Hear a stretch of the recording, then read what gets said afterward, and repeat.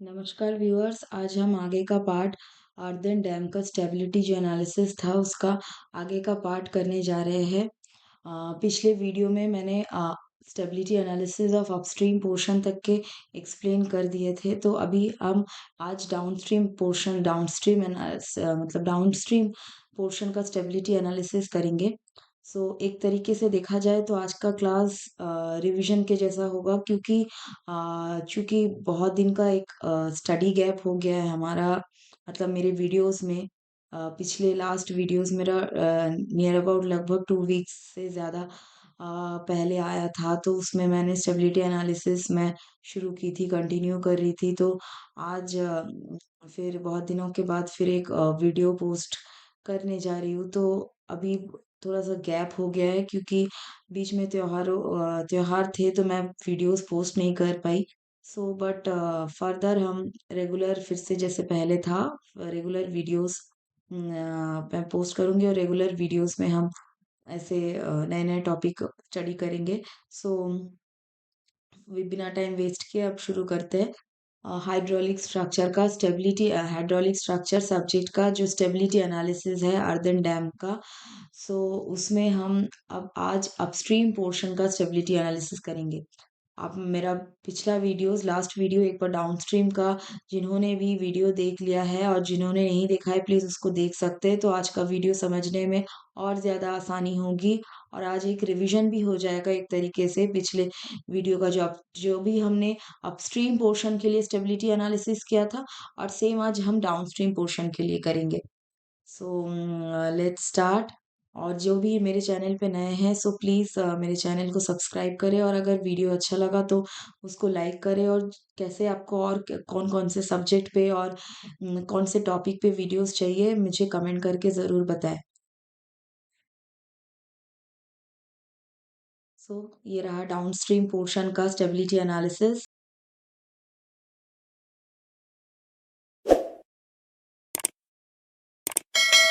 Channel को subscribe कर लीजिएगा।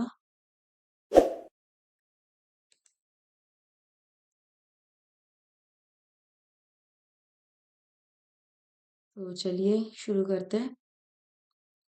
ये वाला क्वेश्चन, यही क्वेश्चन को हम कंटिन्यू कर रहे थे। ठीक है, तो आज हम अपस्ट्रीम पोर्शन को ऑलरेडी निकाल चुके हैं। आज हम डाउनस्ट्रीम पोर्शन के लिए निकाल लेते हैं।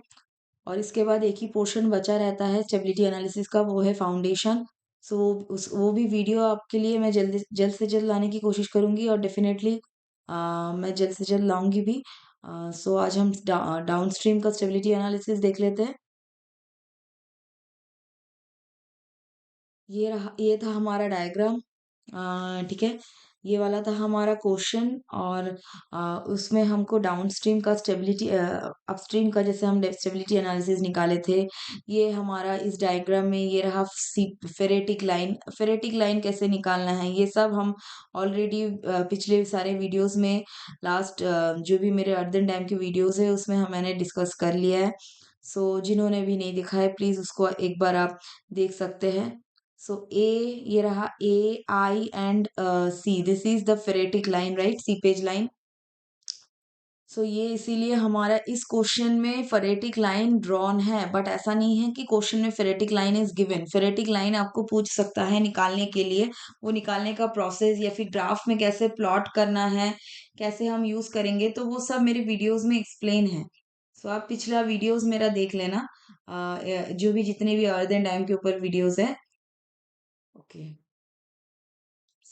अब हम शुरू करते हैं स्टेबिलिटी एनालिसिस डाउनस्ट्रीम पोर्शन के लिए।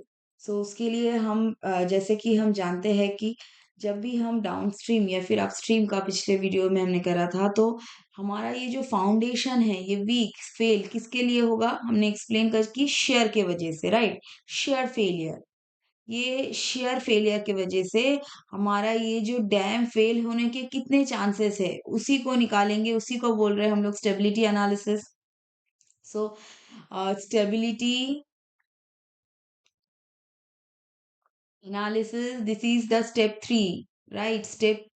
दो स्टेप तो पहले ही दोनों वीडियोस में 5A 5B में डिस्कस हो चुका है। तो step 3, stability analysis of downstream portion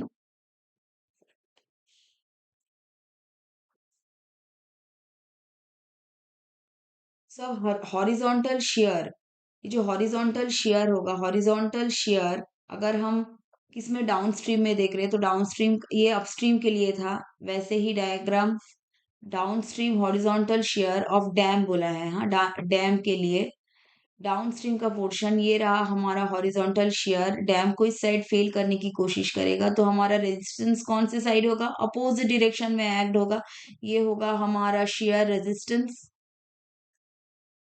and this is our horizontal shear which is trying to fail our dam by shear failure, ठीक है। So horizontal shear along the base under the downstream of dam। So इसके लिए हम क्या करेंगे, ये diagram में देख लेते हैं। सी, ये जो सेकंड वाला डायग्राम है प्लीज इसमें कंसेंट्रेट करें। इसमें क्या किए हम, जो डाउनस्ट्रीम का जो ड्रॉ वर्टिकल, ये जो डाउनस्ट्रीम का जो एक्सट्रीमिटी है, ये जो टॉप विड्थ, ये जो एक्सट्रीमिटी है, इसमें हमने क्या किया, ये सॉरी ये जो पॉइंट है ना आर, ये वाला, ये जो डाउनस्ट्रीम का पॉइंट है आर, और ये जो एक्सट्रीम है पॉइंट डाउनस्ट्रीम का, ठीक है, ये एक्सट्रीम है, ये एक्सट्रीम पॉइंट का बेस क्या है, ये T1। फिर से मैं बोलूंगी कि ये जो पॉइंट है R, this is the point R, this is the green colour pen से मैं मार्क कर रही हूँ, this is the point R, और एक्सट्रीम हमारा डाउनस्ट्रीम पॉइंट क्या है, ये जो है टो। तो इसका बेस कहाँ होगा, आर के जस्ट करेंट नीचे ये होगा पॉइंट टी, ये वाला पॉइंट। तो इसमें क्या करेंगे, हम एक परपेंडिकुलर लाइन ड्रॉ कर लीजिए, दैट इज ये लाइन, ये जो लाइन को कनेक्ट, ये जो लाइन है कनेक्ट करेगा R to T, to connect R to T. ये हमने लाइन ड्रॉ कर लिया, जो कि सीपेज लाइन को कहाँ पे इंटरसेक्ट कर रहा है, दिस पॉइंट पे सीपेज लाइन को इंटरसेक्ट कर रहा है। ओके, ये हम सीपेज लाइन को इंटरसेक्ट कर रहे हैं, ये वाला पॉइंट क्यों निकालते, क्योंकि हमारा हम देख सकते हैं इस पोर्शन में, the portion here in R to T, this portion, ये जो येलो कलर का हमारा हाईलाइटेड पोर्शन है, इस पोर्शन में हमारा डैम का जो गामा है ये डिफरेंट है। क्यों, क्योंकि ये जो सीपेज लाइन के ऊपर है ये वाला पोर्शन है गामा ड्राई, सीपेज लाइन के नीचे है ये वाला पोर्शन है गामा सबमर्ज्ड, है ना, इसमें पानी फेरेटिक लाइन के नीचे गामा सबमर्ज्ड। तो हमको यहाँ पे अगर, और हमारा शेयर स्ट्रेस तो ऐसे इस डायरेक्शन पे लग रहा है ना, shear stress horizontal shear, horizontal share निकालने के लिए हमको स्पेसिफिक यूनिट वेट गामा की वैल्यू चाहिए।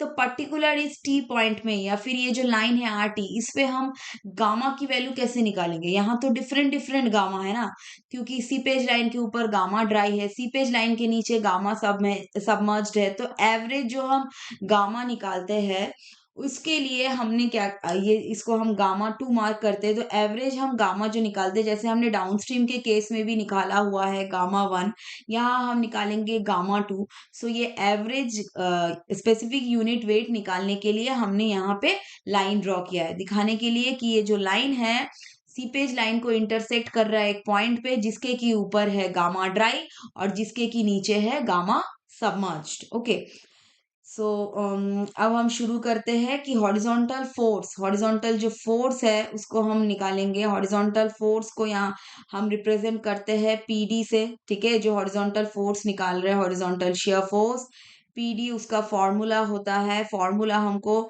प्रैक्टिस करते करते डेफिनेटली ये दिमाग में सेट हो जाएगा, इसके लिए वरी करने की कोई ज़रूरत नहीं है।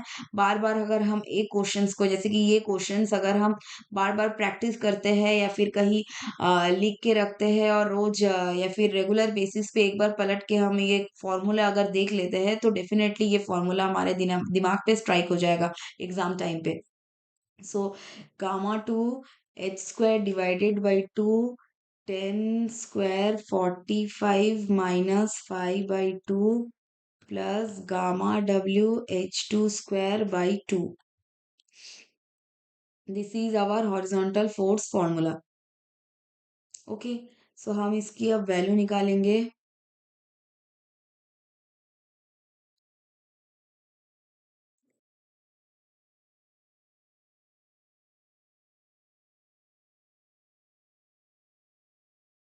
इसका वैल्यू निकालने से पहले हम यहाँ देख सकते हैं कि दिस इज गामा टू, तो उसके लिए हमको पहले गामा टू की वैल्यू निकाल, मैंने बोला उस पॉइंट पे गामा टू जहाँ पे हम हॉरिजॉन्टल फोर्स निकाल रहे हैं, जिस पॉइंट पे एक्ट कर रहा है, सो उसको निकालने के लिए हमें वहां डिफरेंट गामा मिल रहे हैं। कैसे कैसे गामा मिल रहे हैं? एक गामा सबमर्ज्ड मिल रहा है, एक गामा ड्राई मिल रहा है। तो इसका एवरेज हमको एक गामा टू निकालना पड़ेगा इस पॉइंट में, जो कि एन पॉइंट पे एक्ट करेगा।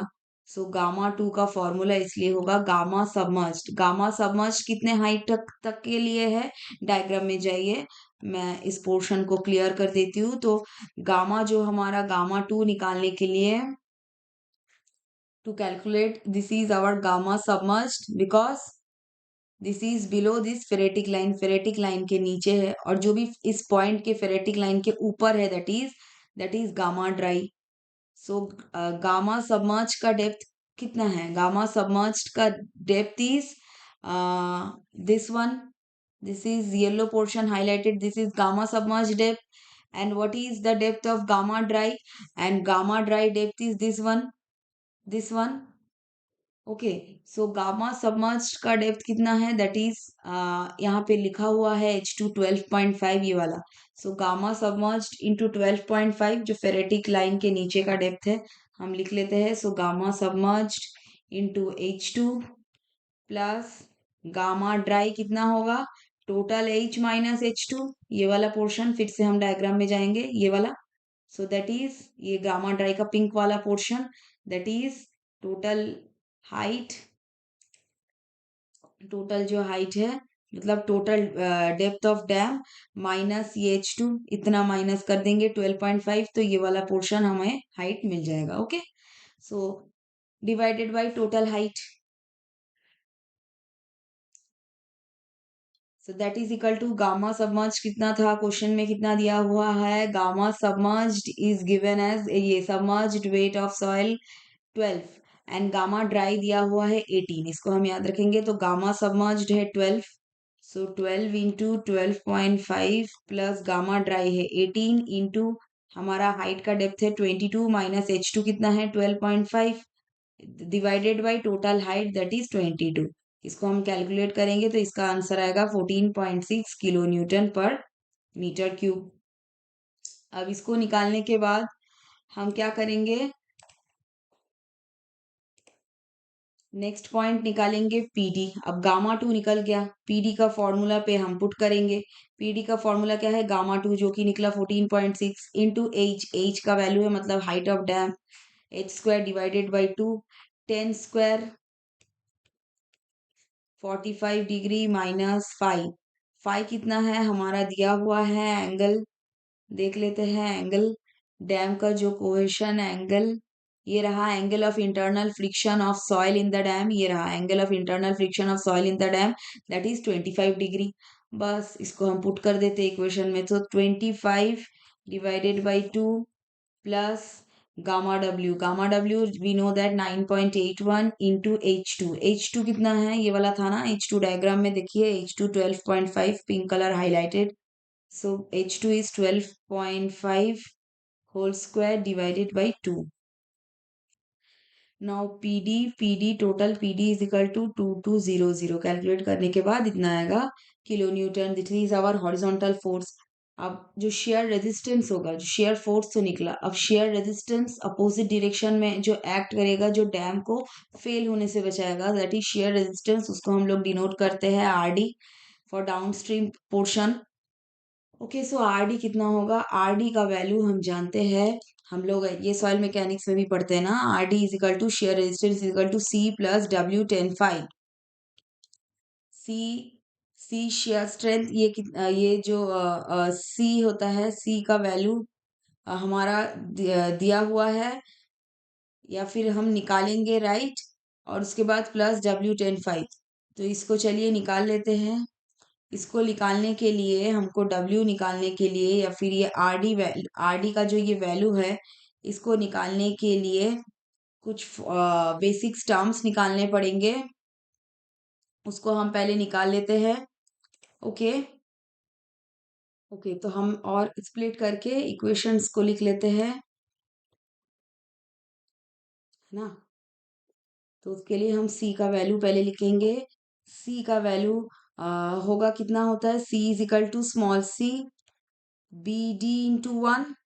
ओके, विड्थ, ये जो बेस विड्थ है डाउन स्ट्रीम पोर्शन का, इसलिए मैंने बी डी लिखा, प्लस डब्ल्यू, डब्ल्यू की कितनी वैल्यू होगी, डब्ल्यू एक तो गामा जो ड्राई पोर्शन है उसका एरिया, प्लस गामा जो सबमर्ज्ड पोर्शन है उसके लिए वेट A2। ठीक है, ऐसे करके हम निकाल सकते हैं इसका W weight into 10 five, so is equal to C.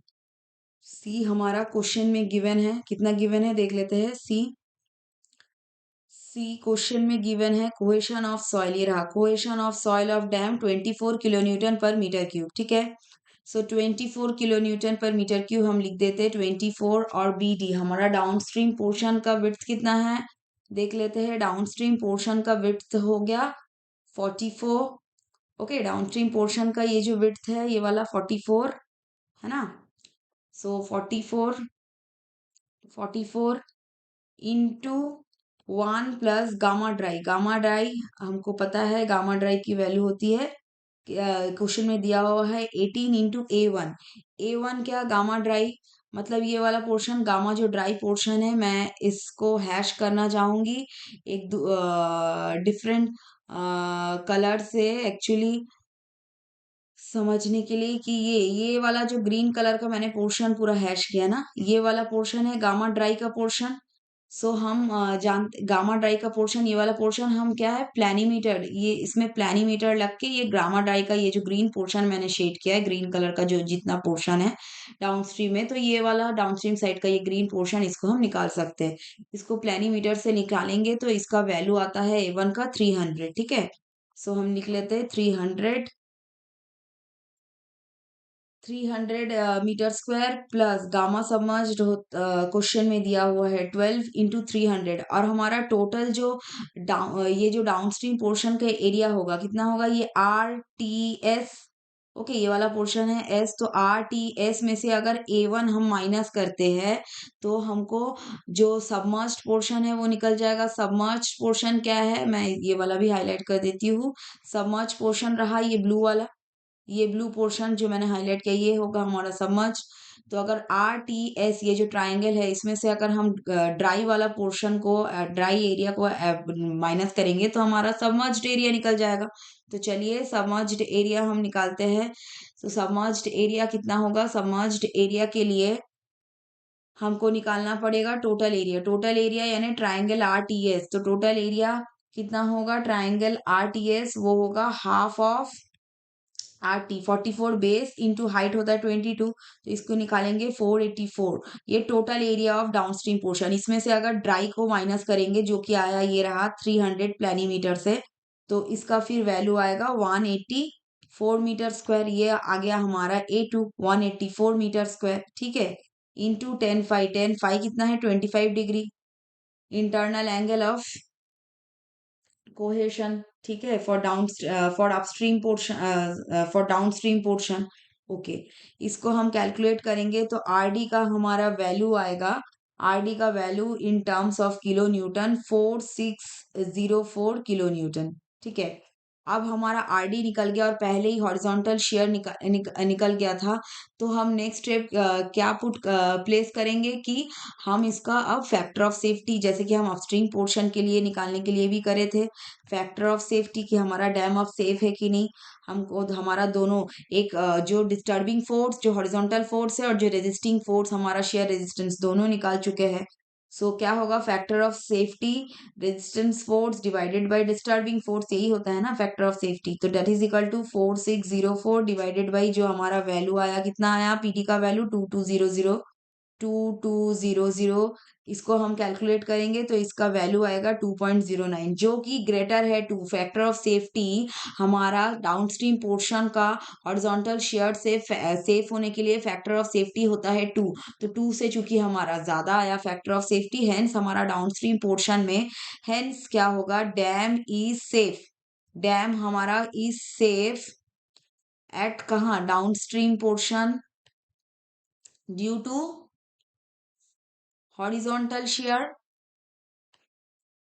Horizontal force या फिर हॉरिजॉन्टल शेयर फोर्स। ठीक है, अब हमारा average, average shear induced at base, average shear base पे कितना होगा, इज इक्वल टू, ये तो डैम पे हुआ, अब बेस पे कितना होगा, सो पीडी बाई बेस पे, टोटल बेस पे कितना होगा, बीडी इंटू वन कितना होगा, 2200 बाई 44 इंटू वन, इसका वैल्यू आएगा 50 किलो न्यूटन पर मीटर स्क्वायर।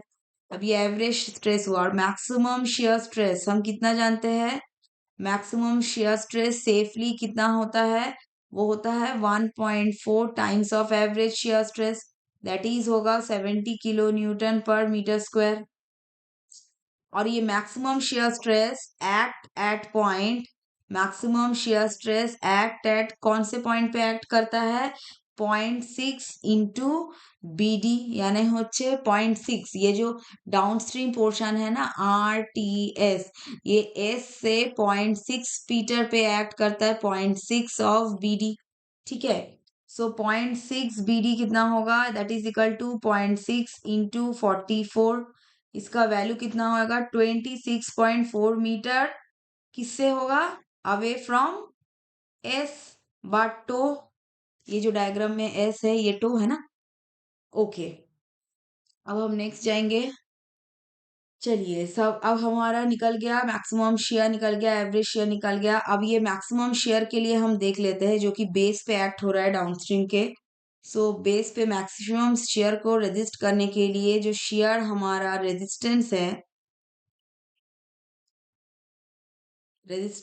वो शेयर रेजिस्टेंस का फॉर्मूला क्या होता है, tau of is equal to C plus 0.6 H gamma सबमच 10 five, so that is equal to C, तो हमको पता है 24 प्लस 0.6 इंटू एच कितना होगा 22, गामा सबमर्ज की वैल्यू कितनी थी 12, गामा ड्राई की थी 18, है ना।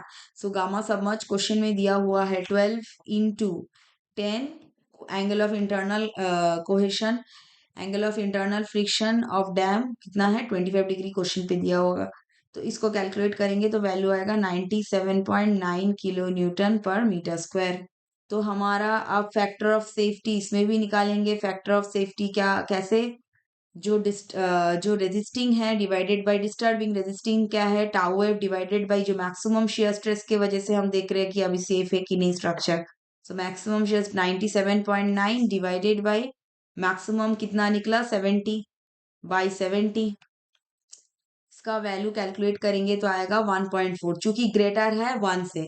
हमारा factor of safety maximum shear force, maximum shear stress के पॉइंट ऑफ व्यू से ग्रेटर होना चाहिए 1, इसमें भी हमारा सेफ हो गया, तो हम बोलेंगे कि डाउनस्ट्रीम पोर्शन शेयर स्ट्रेस के वजह से भी सेफ है। शेयर फोर्स की वजह से तो पहले ही सेफ था, अब shear stress, maximum shear stress से भी सेफ है, मतलब due to horizontal shear stress हमारा डैम डाउनस्ट्रीम पोर्शन का मतलब डैम का जो डाउनस्ट्रीम पोर्शन है वो फेल नहीं करेगा according to this question, okay. तो ये था हमारा आज का डाउनस्ट्रीम पोर्शन का स्टेबिलिटी। आगे हमारा सिर्फ ये स्टेबिलिटी एनालिसिस का एक ही पोर्शन लेफ्ट है, वो है foundation, stability analysis of foundation soil. ये फाउंडेशन सॉइल को हम नेक्स्ट क्लास में जल्द से जल्द हम कर लेंगे, मैं जल्द से जल्द नेक्स्ट वीडियो को डेफिनेटली लाऊंगी। सो उसमें हम स्टेबिलिटी एनालिसिस को कंप्लीट कर लेंगे, और मैं आप लोगों से रिक्वेस्ट करूंगी कि प्लीज़ मेरे चैनल को ज़रूर सब्सक्राइब करें, और वीडियो अच्छा लगा तो डेफिनेटली लाइक करें, और प्लीज़ प्लीज़ प्लीज़ मुझे बताएं कि मेरे और कौन कौन से टॉपिक पे आपको वीडियो चाहिए, तो अगर आप बताएंगे तो मुझे ये हेल्प होगा, मैं उस टॉपिक में डेफिनेटली आप लोग के लिए मैं वीडियोस लाऊंगी, ये डेफिनेटली इट्स माय प्रॉमिस। तो आप ज़रूर कमेंट करें, कमेंट में मुझे बताएं। Thank you. और ये है कुछ मेरे रेफरेंसेस जिसको मैं फॉलो करके आप लोग को से ये जो मेरा वीडियो है या फिर मेरे लेक्चर्स में शेयर करती हूँ। Okay, thank you, and definitely wait for my next video.